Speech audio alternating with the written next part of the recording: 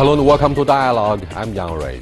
In Myanmar, the first freely elected parliament in 50 years has held its opening session. Hundreds of new MPs, mostly from the National League for Democracy, have been sworn in and taken their seats. The NLD, led by Aung San Suu Kyis, won 80% of contested seats in November's historic election. But a quarter of all seats are reserved for the military, which also retains control of key ministries. The transition from military-only rule will go on until the NLD government officially starts its term in April. So what can we expect to see from the new democratically elected government, and how fast can things actually change in a country that has been dominated so long by the military? To discuss these and other issues, I'm happy to be joined in the studio by Yang Xiyu, a senior fellow at the China Institute of International Studies, and Victor Gao Zhikai, director of China-Myanmar Friendship Association. And we shall be talking via satellite with Professor M.D. Nalapad from Manipur University in India. But let's begin by looking at this background report.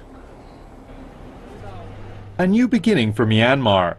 The country's first democratically elected parliament convenes in the capital. It's being hailed as a momentous political shift for a country dominated by the military for decades. The National League for Democracy, or NLD, led by Aung San Suu Kyis, replaces the old guard who are backed by the military. I would like to welcome the new members of parliament. In the meantime, I would like to congratulate the old members because of the work they have done. The way forward for the new members is much clearer. As the previous parliament was dissolved, the president hailed the achievement of a peaceful transition. This is the first time since independence that a peaceful power transfer is taking place between the government and newly elected leaders. I want to say that I promise to finish this important task following proper procedures.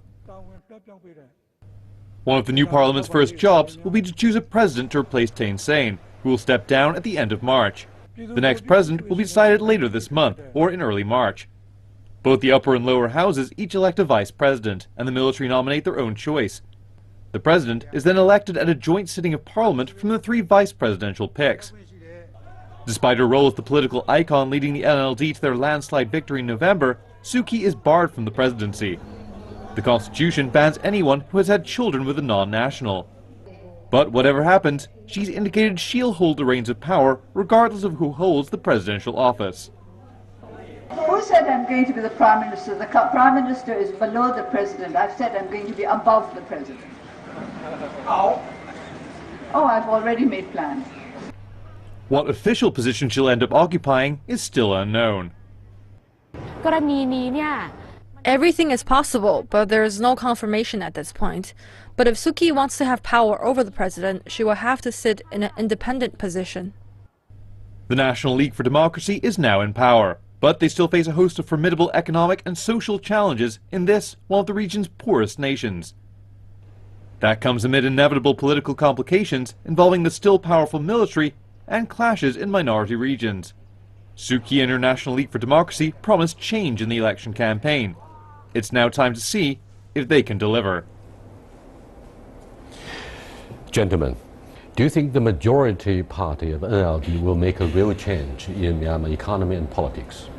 Definitely, I believe so. I think NLD and Aung San Suu Kyi are well positioned to bring about fundamental changes in Myanmar. However, the question should be whether the changes will be for the better or not. This will be the real challenge, because while NLD is in power right now and Aung San Suu Kyi will become a very strong leader in the foreseeable future, whether the changes they most likely will bring about economic benefits, stability and peace to Myanmar, or whether it will result in greater political disorder in the country remains to be seen. I hope for the best in Myanmar, and I believe NLD and Aung San Suu Kyi will do the right thing, but we still need to be very closely watching the situation. The military controls a quarter of the uncontested parliamentary seats, and there is the General Administration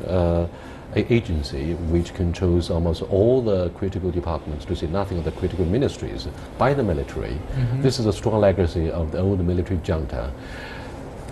On the other hand, the leadership of Aung San Suu Kyi, leader of the NLD, has not been made very clear at this moment. Given all these uncertainties, do you think the NLD, the majority party in the parliament, will make a real change? Yes, they have to make real changes because the country really need changes, and their big victory in the campaign really reflects the willingness among majority of the voters for changes. The key question is a sharp changes, a fast changes, or changes in gradual way.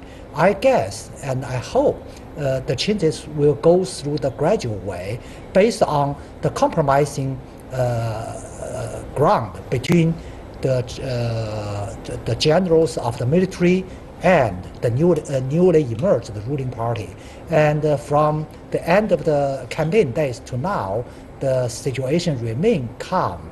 That's a good sign for the possible compromises between the previous ruling party and the existing ruling party.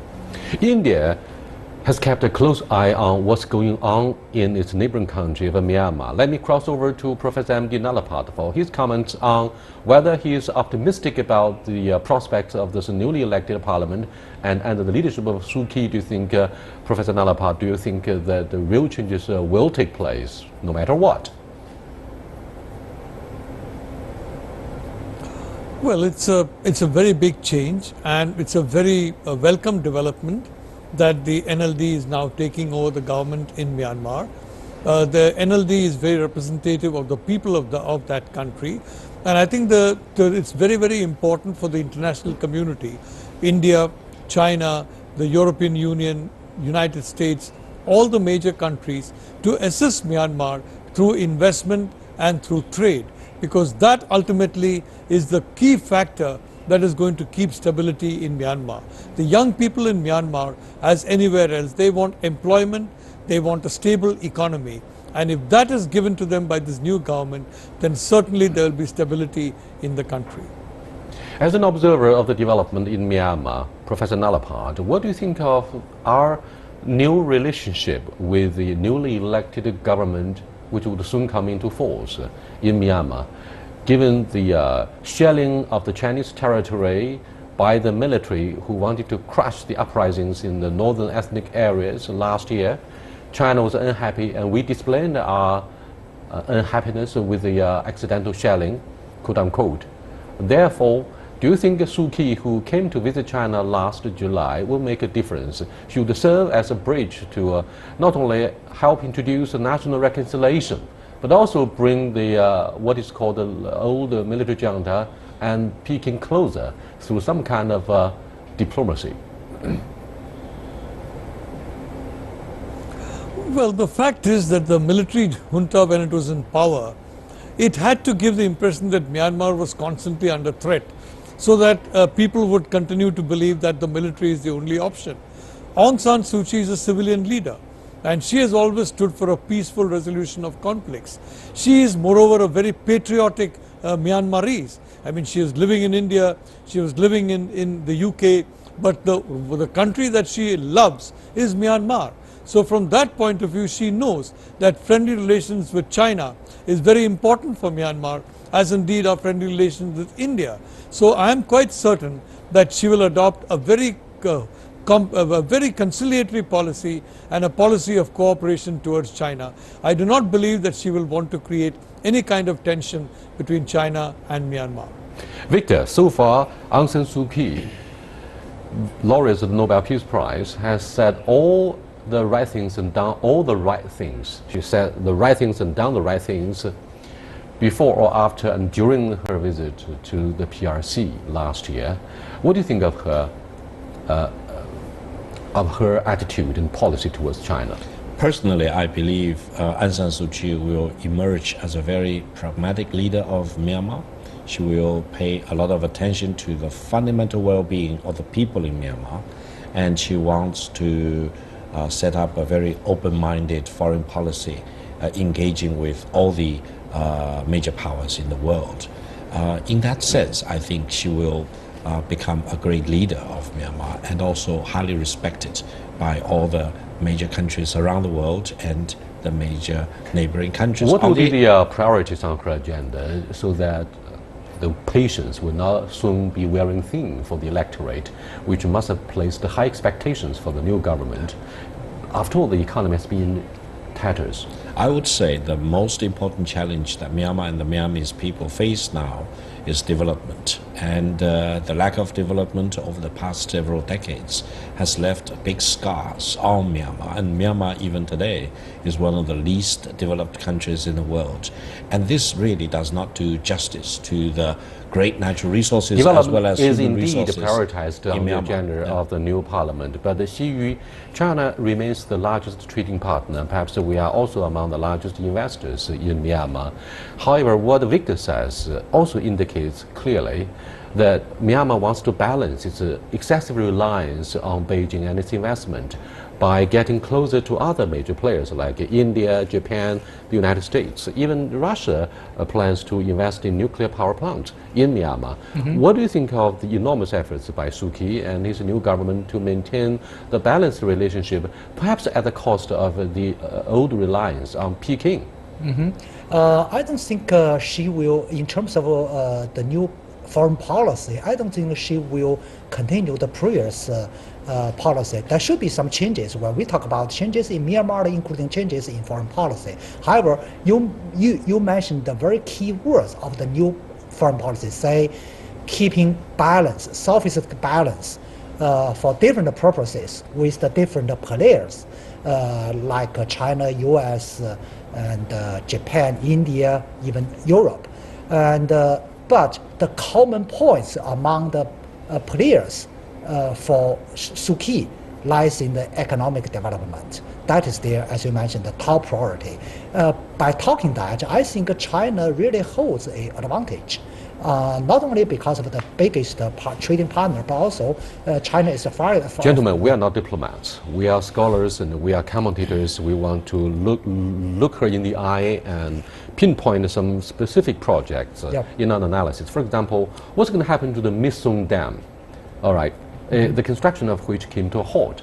But she went there and she raised some very constructive suggestions as to how to resume building of this project, which is an evidence of the relationship between Myanmar and China. What do you think of her proposal and her position eventually? Well, first of all, Myanmar is in serious shortage of power. And I think the Misong power station will go a big mile in filling the gap in this regard. Only 30% of the population were on the grid. Exactly. Therefore, I think the resumption of the construction for that big power station should be a welcome sign for the benefit of the Myanmarese people. However, I would say if the new Myanmarese government would leave that dam as it is without being fully restored back to construction, it not only will be a drag on China-Myanmarese relations, it will also scare off foreign investors, including Japanese and Western, European or American investors. Gentlemen, what we are discussing here is not actually a blame game. The point of my question actually, Xi Yu, is whether the Chinese should reflect upon their own behavior seriously in terms of environmental protection, not only in Myanmar. In some cases in Africa, the Chinese investors take much of the blame for ignoring environmental conditions and perhaps the issue of employment as well. What do you think of the mess there in Myanmar? I think for Chinese investors, they should learn a big lesson, not only in Myanmar but in other areas. In fact, any kind of development project really make contradictions between better standards of living and the environmental protection. So for developers and the investors, the key task lies in the balance, Southeast balance for environment and better living standards. And I think regarding to the project we discussed in Myanmar, I think first thing first is the consensus, not consensus between Chinese investor developers and the Myanmar government authorities, but a consensus between the local people and authorities, local and the central government of Myanmar. When the whole Myanmar got the consensus, and then the second question is how to reach a consensus to make a balance between the better living standards and the better environment. So I think that the first thing first is the consensus among the people there. That's a very important aspect concerning the process of national reconciliation. You're watching Dialogue with Victor Gao Zhikai, Mr. Yang Xiyu, and Professor M.D. Nalapad. We're discussing what measures are likely to be rolled out following the first freely elected parliament's opening session in 50 years. We'll be back and look at these and other issues. Please stay tuned with us.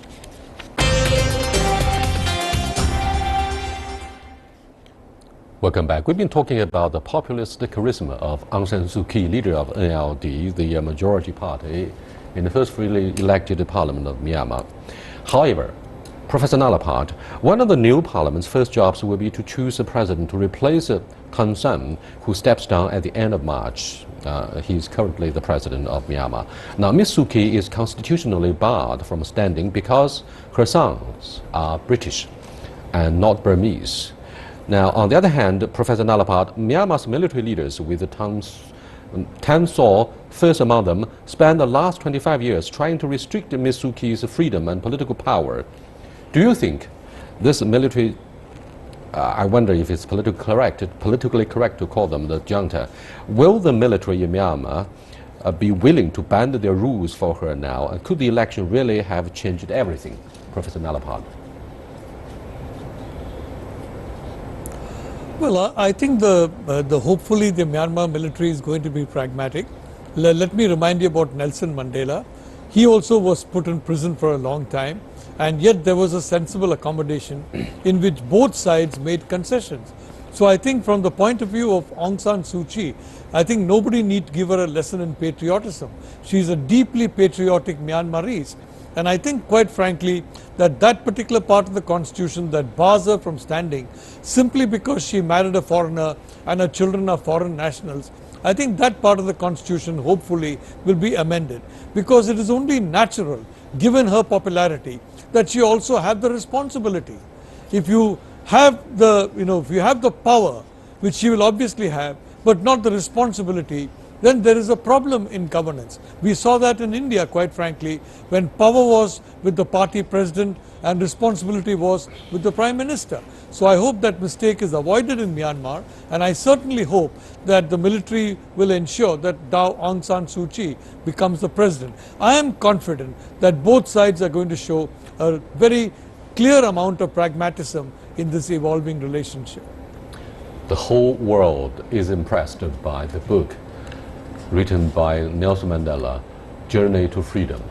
And I visited Soweto, hometown to both Desmond Tutu and Nelson Mandela, leader of the African National Congress.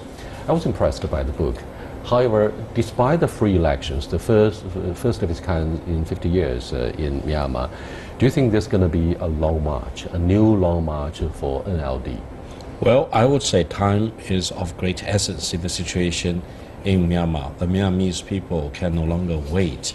They have been waiting for too long. And now that Aung San Suu Kyi is the top leader and LD is the ruling party, I hope they will demonstrate a high level of pragmatism and realism and put a premium on development and keeping peace and maintaining stability, while refusing to be confused by slogans or symbolisms in their politics, because otherwise, if several years are wasted again without making major progress in economic development, people's living standards are not going to be raised significantly, people will be upset again. Public expectations run strong and deep in Myanmar at this moment, but it could be a double-edged sword, couldn't it?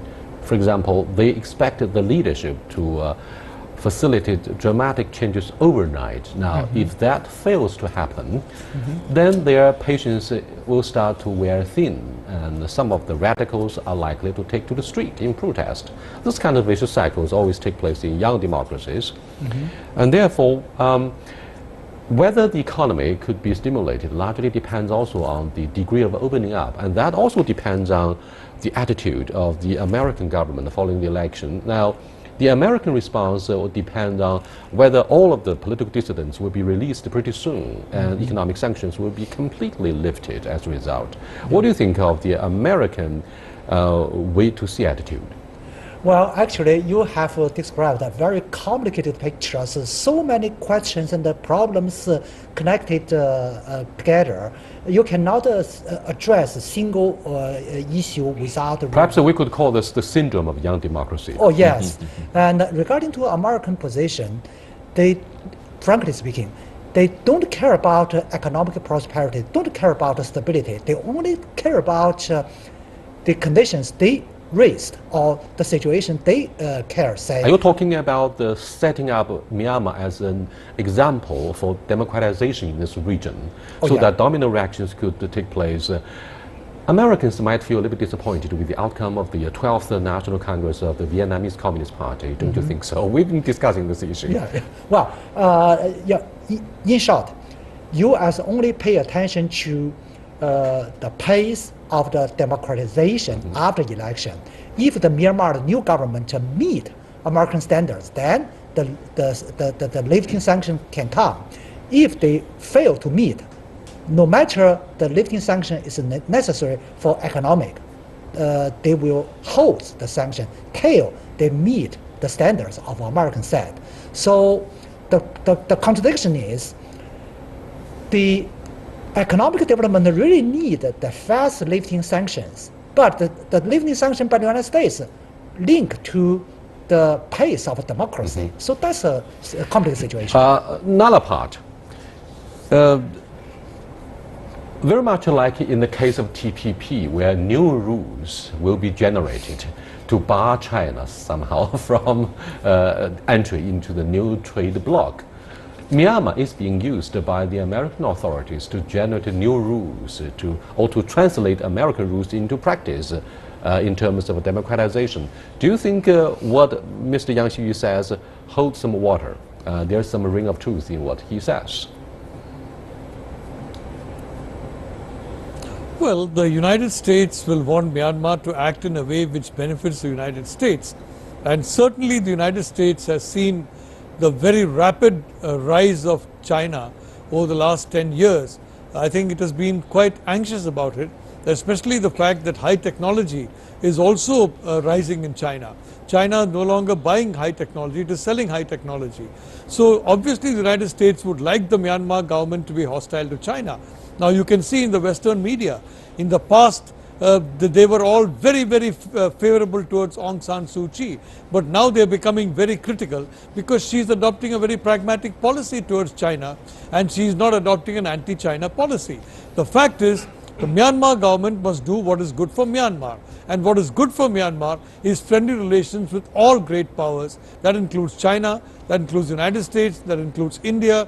And if some of these great powers do not like that and they insist that it should be a monopoly of support for them and against the other powers, I think the Myanmar government will resist it for a simple reason: it's a government of patriots. We do have the strong benefits. We do have the strong benefits and the blessing of free elections in 50 years in Myanmar.